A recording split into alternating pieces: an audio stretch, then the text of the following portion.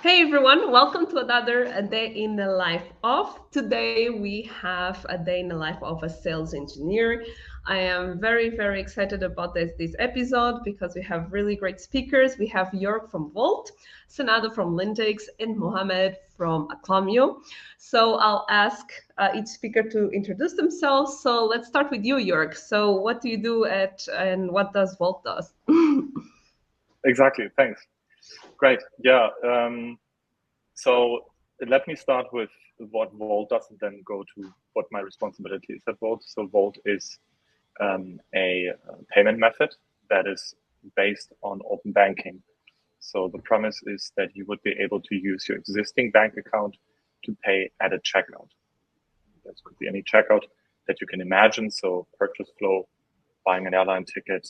So pretty much anything that would allow you to initiate a transfer or to conduct a transfer. And it's often targeted at all types of merchants, as we call them, right? These are our customers. These are the flows in which we need to get integrated. And that is already the point where my role and responsibility comes in. So being a payment method and being, available as a means for consumers to check out, that means we need to be part of that checkout. And that is, in integration.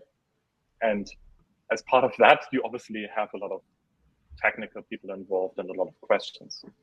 And my role and responsibility as leading the solution teams here at Vault is to take care of that as early as possible until pretty much, I typically say go live and beyond. So that is the moment until the integration is ready and the actual users going through the flow, the shoppers going through the flow can choose Vault as the means to pay. But often it doesn't stop there. So my responsibility typically also takes care of, we have a dedicated team doing that, but it's somewhat still my responsibility to make sure that everything works smooth and until our clients, these merchants, are happy. Perfect. We'll go definitely dig deeper into that. Sanada, how about you? Hey everyone, happy to be here. Thanks for the invite. So I work at Lintex, and Lintex is working on a platform and selling it to different clients to ensure data literacy within the companies that use platforms such as BI analytics or transforming data engineering data. And Lintex is trying to be the leader in the industry. I find it very interesting because coming from different companies, I think there's a problem with data everywhere. Like we don't know which data is correct, what to consume, where is it coming from. And that's what Lintic is trying to do, to actually find the link. Where is the data coming from? And why is it important? What is the description and why you use it? So in itself, the technology is quite interesting. And then where my part comes in, besides the interest on technology, is so I consider myself as a solutions engineer, a bridge builder, literally the person that is trying to connect the different clients to tell them, hey, this is what we do, this is how it works, and this is what benefits you. Try it out or not, but I try to be more persuasive than that.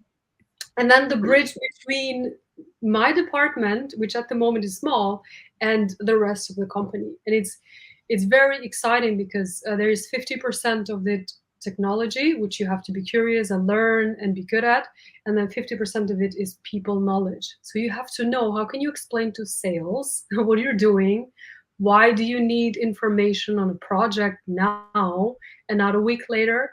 And or other departments as well. So I really like it because it's a little bit chaotic.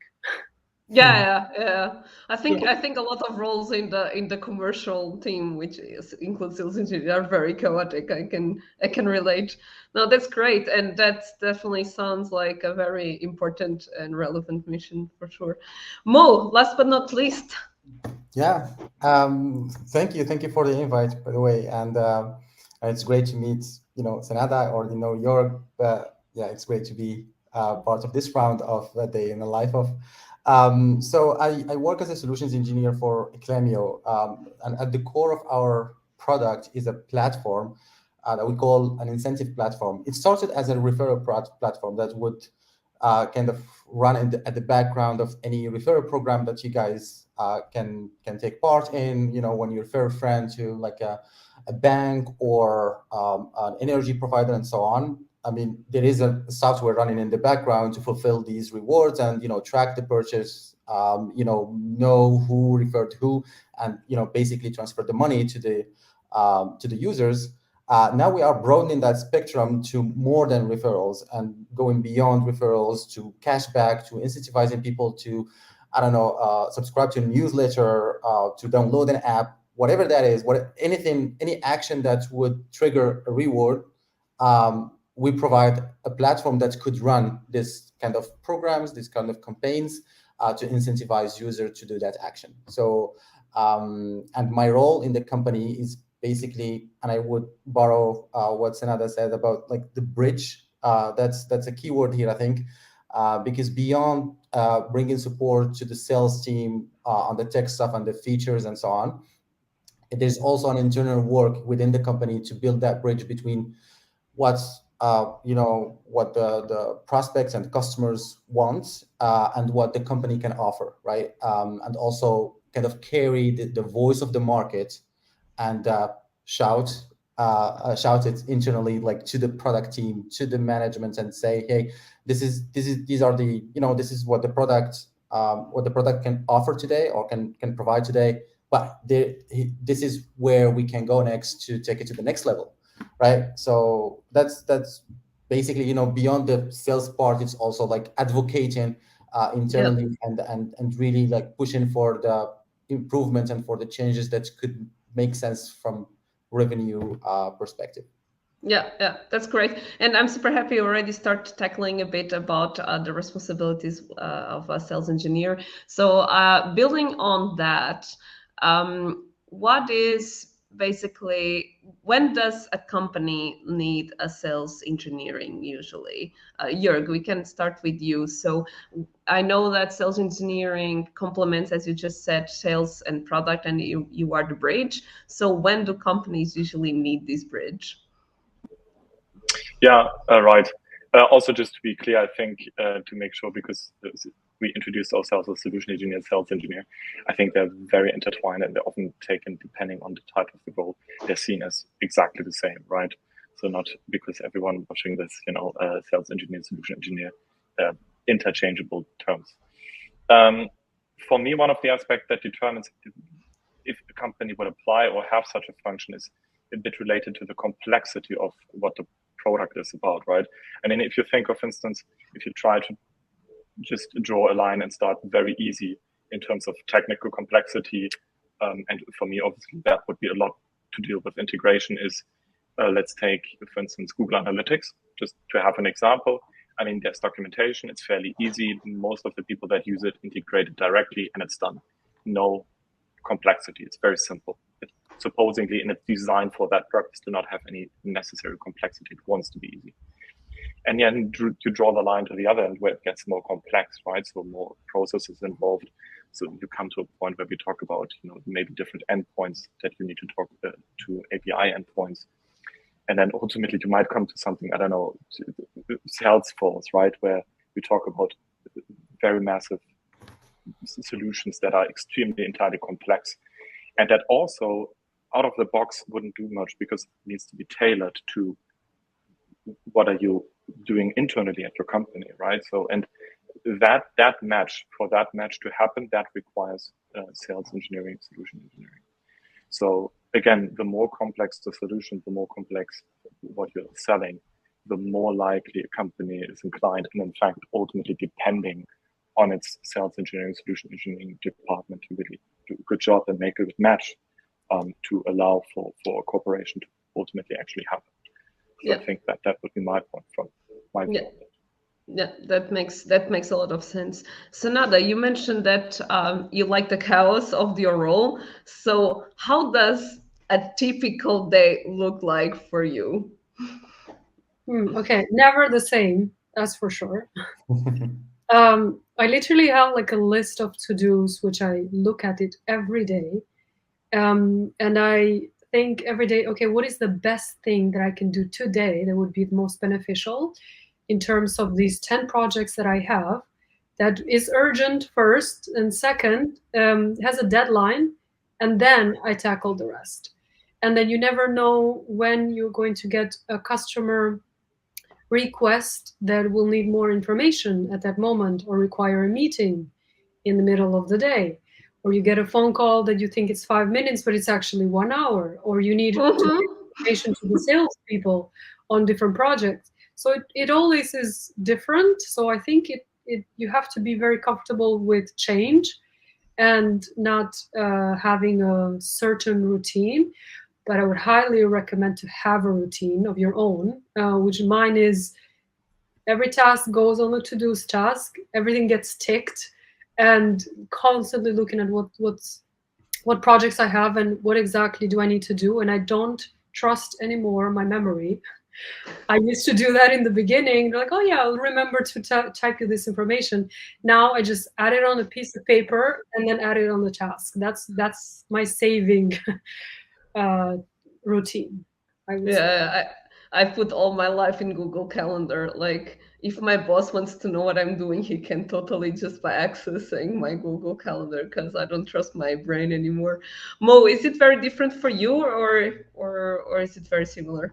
No, it's very similar. I think I would put like my typical day into like three categories. So one is talking to customers and prospects. I think that's, as a solution engineer or a sales engineer, that's our main focus. Everything else kind of revolves around that.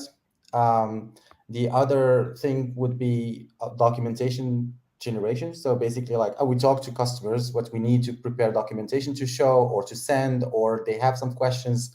We need to follow up on these questions after meetings to kind of clarify certain aspects of the solution that we've discussed. And the third thing is basically, synchronizing internally with teams, like keeping everybody up to date with what we will be delivering, what we will be implementing, either the integration team or the product team, when it is something that is kind of outside of the realm of what the product can do as it is, like how far we can stretch the product to reach a new length. So these are the three main things, and like everything kind of would subscribe to either one or the other of these three categories. And just one more thing about like what Jörg said about, when do you need an SE? I think everything he said is true. What I would add to it is probably how far or how ingrained is a solution, or how ingrained should the solution be in the ecosystem or in the processes of a customer, right? So if for instance, I'll be very caricatural here. If you buy in Office, like Microsoft Office, that's something that all your employees will be using, but it's not really ingrained deep into like the ecosystem, like the tech ecosystem of your company, right?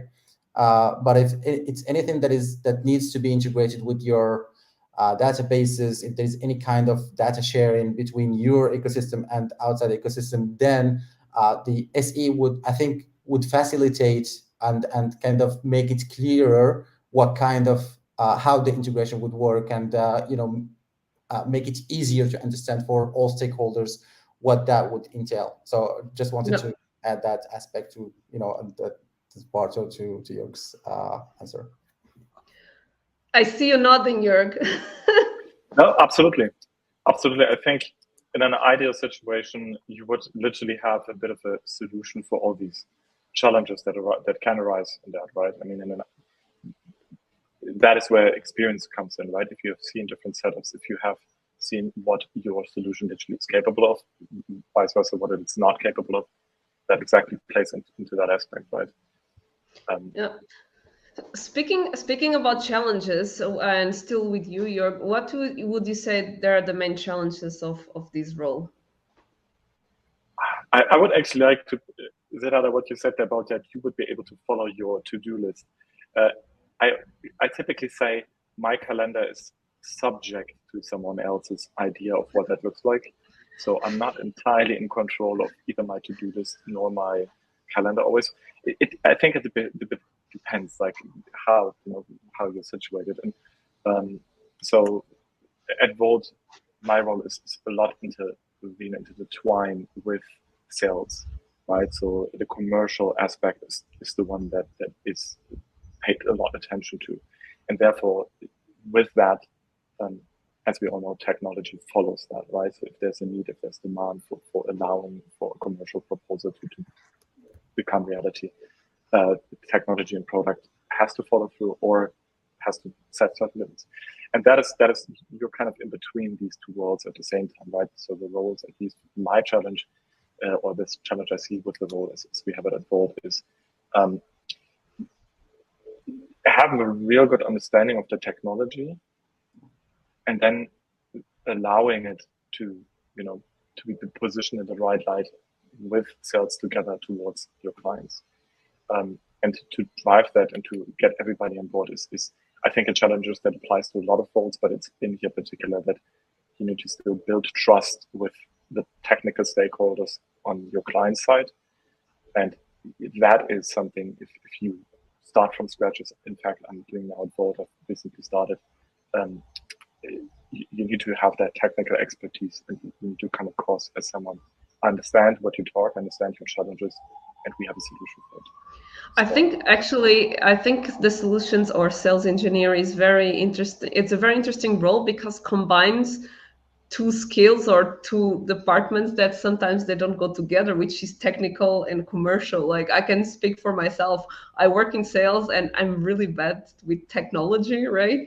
So I think sales engineer is a very unique and great role because combines really two very interesting and sometimes different realities. So yeah, let me add one aspect here, because I think also I think it's very closely related to also product management.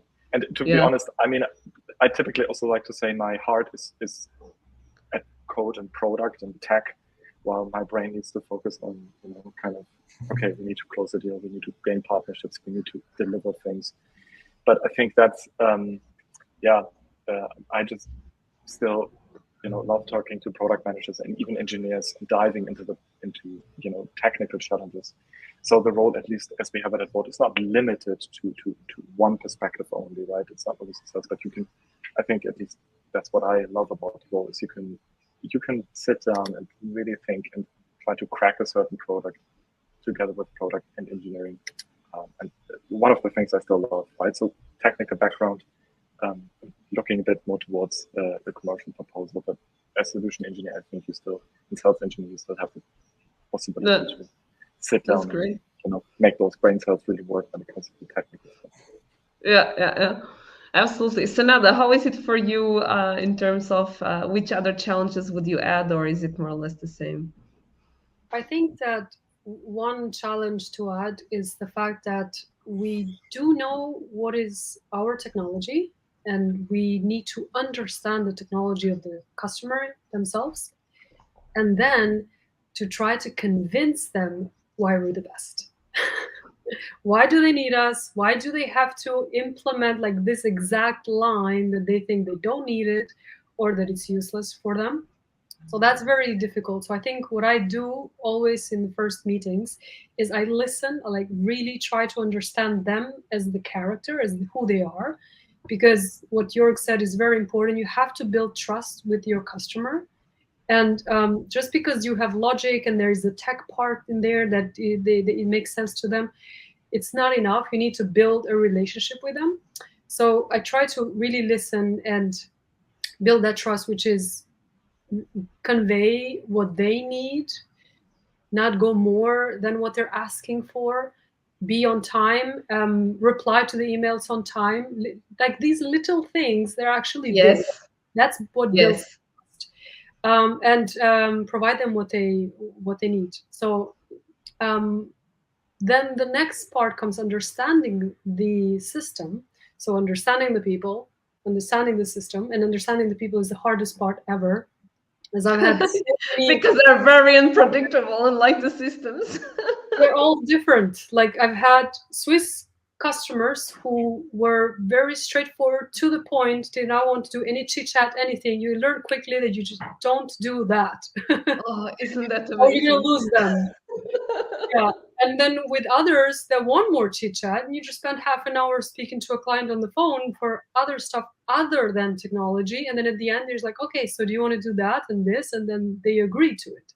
So that's always a challenge. And the next challenge is finding different ways of explaining why certain parts of the feature are important to be added.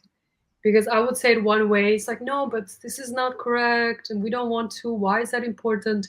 And then I would have to say a whole story. I think that what catches people is the whole story. Why adding, let's say for Klarna, why adding order lines after you've captured an order, very specific, is so important. Like, I created a full story with an impact and emotion behind it, and then they're like, oh, okay, that makes sense. We don't want to be in that situation. So you have to be creative to actually sell that technical part. The power of It's another. storytelling.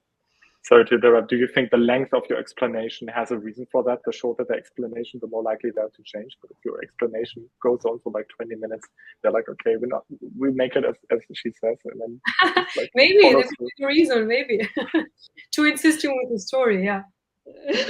Yeah. That's a good one. Yeah.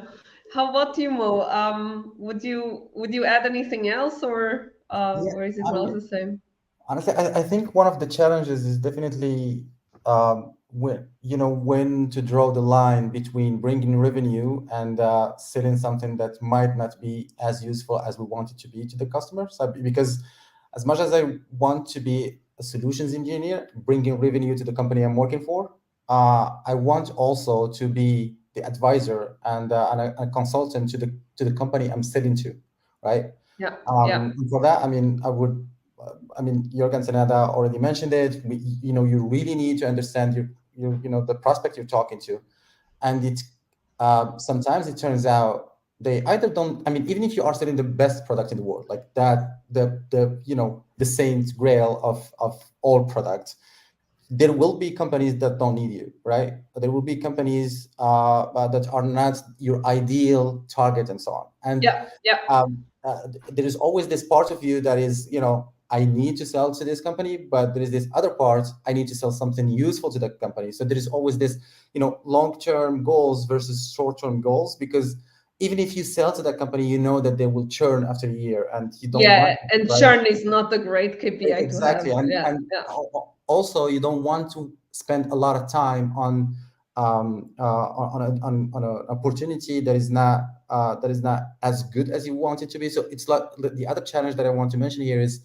really prioritizing where to put most of your effort versus not like spreading yourself too thin across a lot of topics.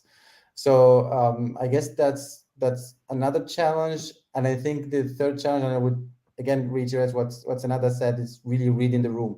And it depends really on the culture. It depends on the size of the company you're talking to. It depends on the edge of like people that you are talking to. Like so many parameters that would set the mood for, okay, will this be friendly or will this be like super professional where I need to wear a tie?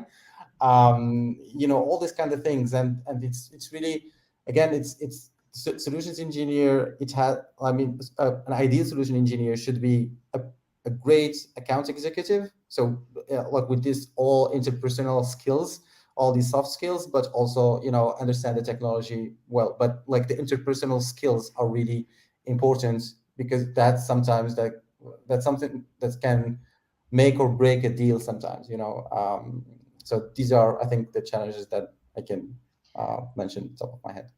Actually, mentioning that point, where do you draw the line between your job and the account executive's job? Oh God, that's that's the $1 million question, I think. I think honestly, it's kind of linked to what I said about reading the room. I've had everything from doing like in terms of account executives.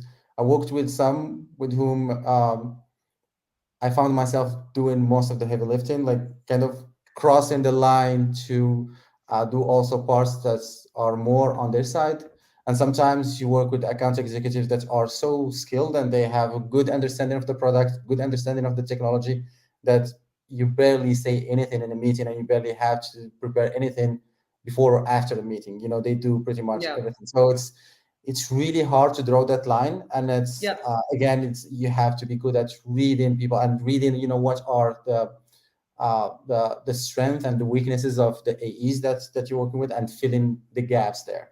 Because again, a solution engineer should be a good account executive as well, not only, you know, someone who's focusing on the technology. So if you see that as a solution engineer, if you see that the account executive that you're working with is lacking certain skills, because we are working towards the same goals, as a solution engineer, I need to jump in and kind of fill these gaps that the account executive has. Jörg, you want to add something? I see by your Yeah, face. I want to object. Awesome, I love that. I also know that Mo loves that. But no, I think it's a difficult question, but I think at least from my perspective over the time, I've just withdrawn a bit from being too much in, because there's, you know, when did you join? There's typically this term discovery call, right, which is a very early on interaction. Typically also the handover from let's say any lead generation. So this would be any link that or any connection that the account executive has. So do you already take part in that? And yes, it's good sometimes to be part of it, but also you want to leave them to give a chance to build a connection. And I'm also, to be honest, I guess I would be not the best account executive. So I'm probably leaving that to them to deal with, as I typically say, commercial and legal related topics. So anything regarding contract, anything regarding pricing. In my current role, that is not my topic, right? So in previous sales engineering roles, that was part of my main, responsibility. So that would be defining pricing solutions out. At the moment, where we have pretty much a standard pricing, I leave this to sales entirely. This is not my desk. This is theirs to carry, theirs to take. And I would often just serve a bit as like an internal consultant to just feedback, but not necessary. So the way we do it at Volt Sales and Solution Engineering is not involved in pricing or, in fact, any contractual legal matters. That is where we work. Yeah. So, Sunada, do you have different KPIs from your account executives? How does it work? Kind of, yes, we do, although they are kind of related, because AIs, so account executives KPIs have how much do they prospect, how many leads they have, how many do they turn profitable, so how many accounts do they actually close. And in our side, on the solutions engineering side, is did everything work at the end? So it's not a question on at all, did you finish this project? Did you deliver a solution? It's about deliver the solution, project deadline, and to manage the whole project. And is the project robust so that you don't mess anything on the customer side or on our side? So I think that's the KPI in terms of the solution quality, and as well, another unspoken KPI is how fast are you with learning about changes within your company on the product side, changes in the sales strategy, and changes in the internal organization, who you need to talk to about what and so forth, so that you're aware of what's going on, so much so that you can consult your customers in the right way and help the salespeople, because we're supposed to help them as well on what to sell, when not to sell that, and so forth. So there are unspoken KPIs like social norms. I have to say that in my previous company, the best session in the onboarding I had was when I sat down with a sales engineer and he finally explained to me why are we selling this and which challenges do we solve? And then suddenly, after 1 month of onboarding, that half an hour made sense to me until today.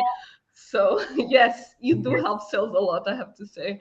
It's literally like part of our job to understand how each department works and where do you enter, and sometimes have to think the entire funnel, where in the part of the funnel is disrupting my part, and what can I do to communicate that so that it can bring a change so that my life gets better in the job that I'm doing and the client's job at the end. So that's definitely like a KPI.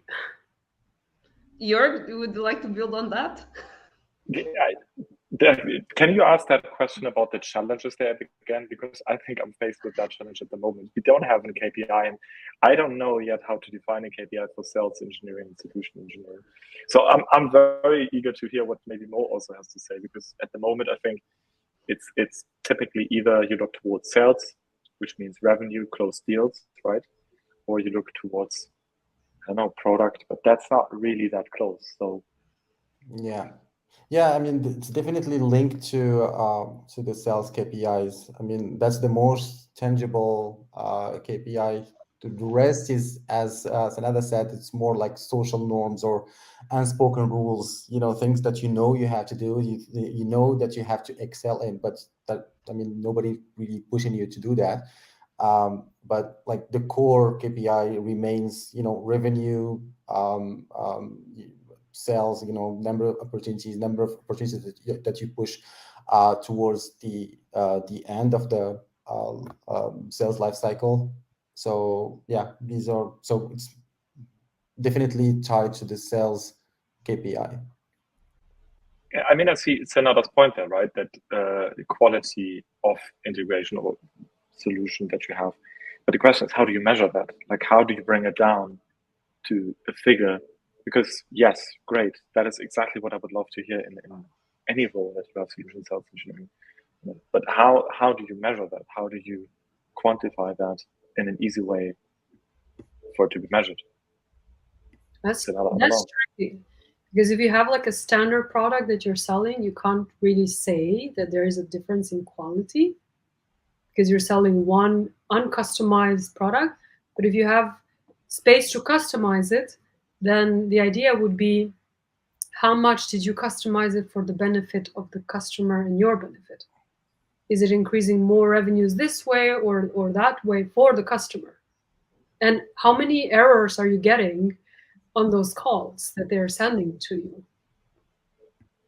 And like monitoring afterwards, monitoring that integration, how it's going, and there is some errors. You're like, okay, that I should have done that better.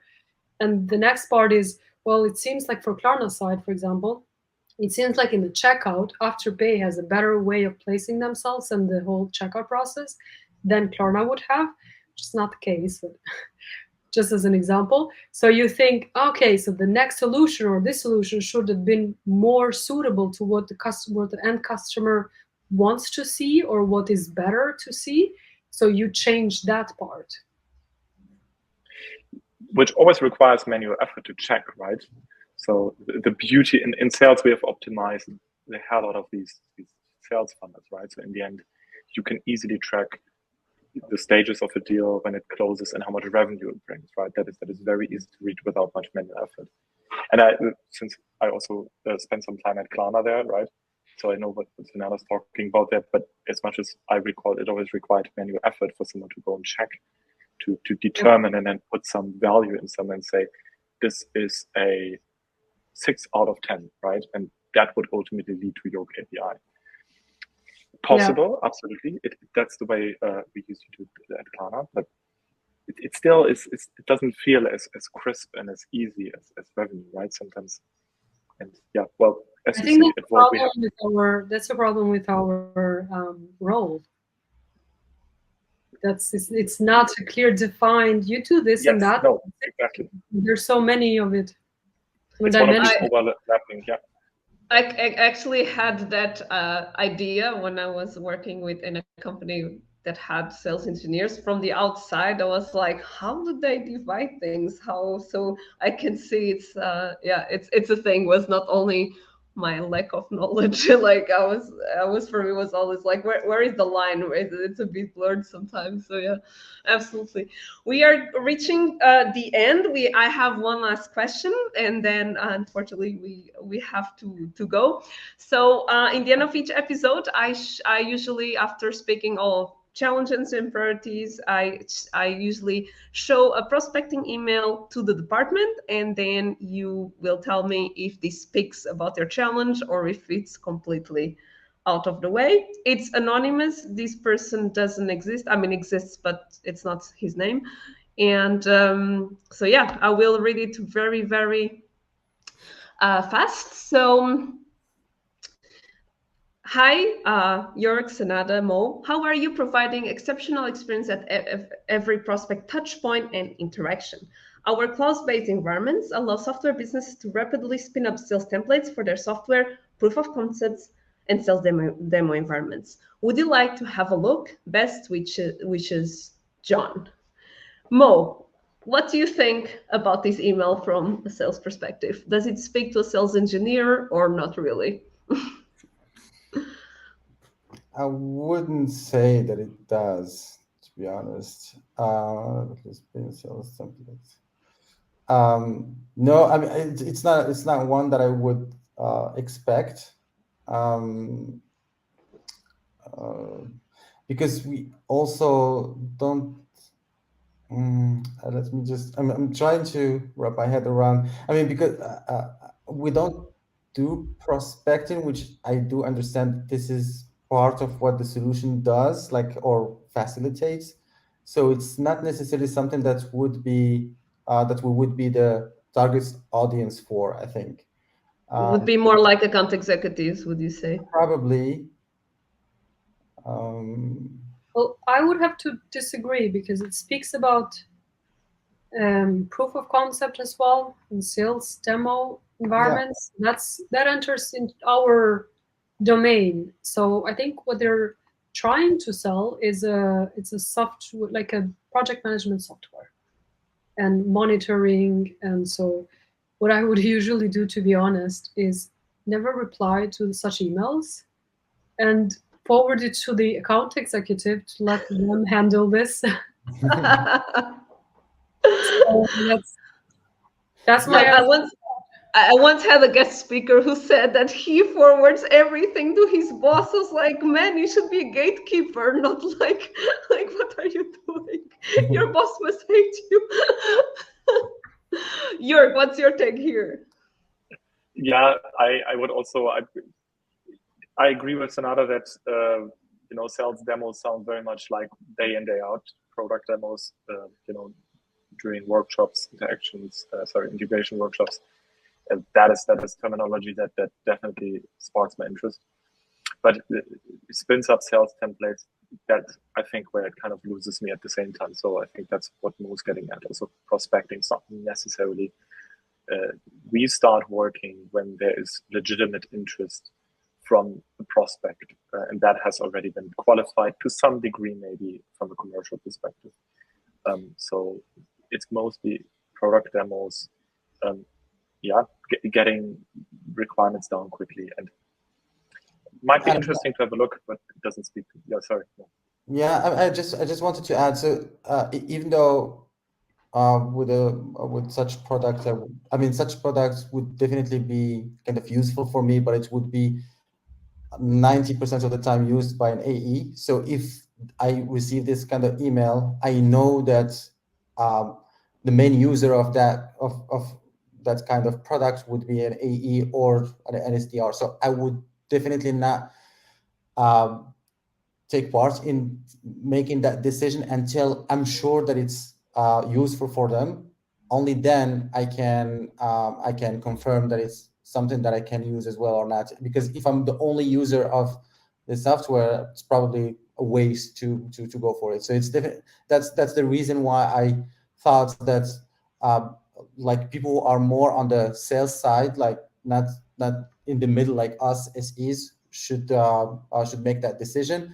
And in case we get that software, maybe I can use it as well, because of course there are sales demo here that that I can use and so on. So Yeah, that's mainly the reason why I went for the answer that I provided earlier. great. Good. Thank you so much, everyone, Jörg, Senada, Mo, for this great session. And I really enjoyed, and I confirm a couple of suspicions I had about the sales engineer job. So thank you so much for coming along, and I'll see you around LinkedIn.